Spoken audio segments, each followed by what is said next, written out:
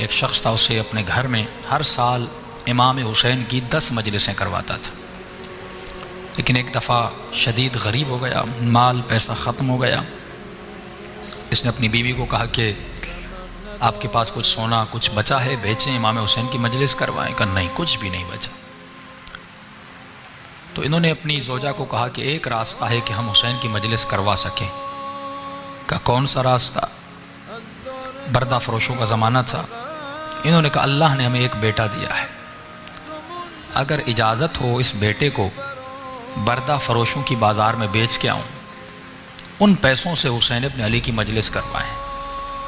فرمایا اس ماں کی آنکھیں بھر آئیں۔ کہا کہ آپ یہ بھی کوئی پوچھنے کی بات ہے؟ جب کربلا میں زینب نے اپنے بچے قربان کیے،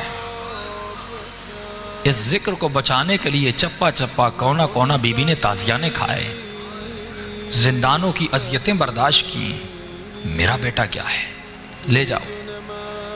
یہ اپنے بیٹے کو لے گیا، کہتا ہے میں نے ذہن میں قیمت بنائی تھی کہ اتنے میں اپنے بیٹے کو بیچوں گا، کسی نے میری قیمت ادا نہیں کی۔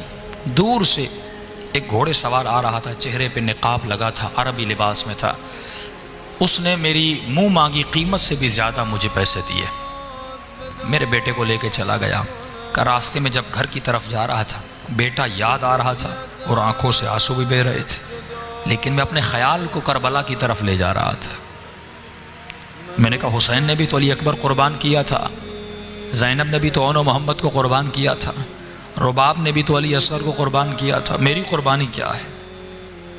میرے بیٹے کے بدن پہ زخم تو نہیں لگیں گے، جیے گا، زندگی کرے گا، لیکن ماں باپ سے دور رہے گا۔ کہتا ہے گھر گیا، امام کی مجلس شروع کروائی، پہلا دن گزرا، دوسرا دن گزرا، تیسرے دن میرے دروازے پہ دستک ہوئی۔ جب میں نے دروازہ کھولا تو میرا نوجوان بیٹا دروازے پہ کھڑا تھا۔ ایک مرتبہ میں نے بیٹے کو سینے سے لگایا، میں نے کہا میرے لال، کہیں تم نے اپنے آقا سے خیانت تو نہیں کی؟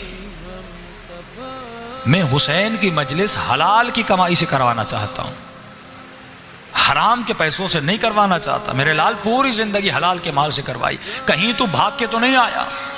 بیٹے نے کہا نہیں بابا، میں بھی جانتا ہوں آپ نے کس مقصد کے لیے مجلس کروائی ہے، مجھ میں یہ جرت نہیں کہ میں بھاگ کے آ جاؤں۔ کہا پھر یہاں کیسے پہنچے؟ کہا بابا میرے آقا نے مجھے آزاد کر دیا۔ کہا بیٹا کیسے؟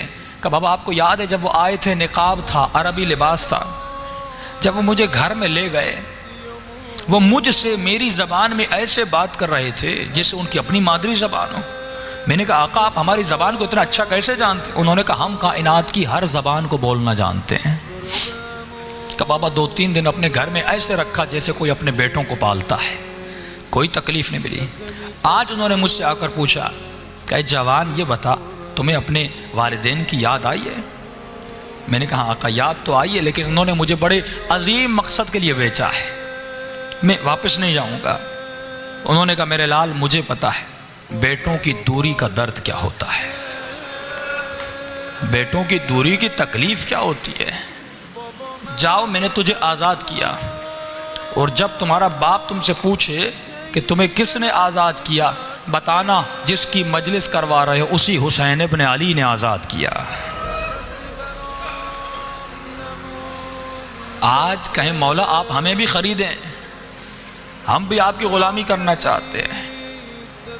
جو خود کو حسین کی دربار میں بیچ دے، غلامی حسین میں چلا جائے، اور یہ مجلسیں غلام بن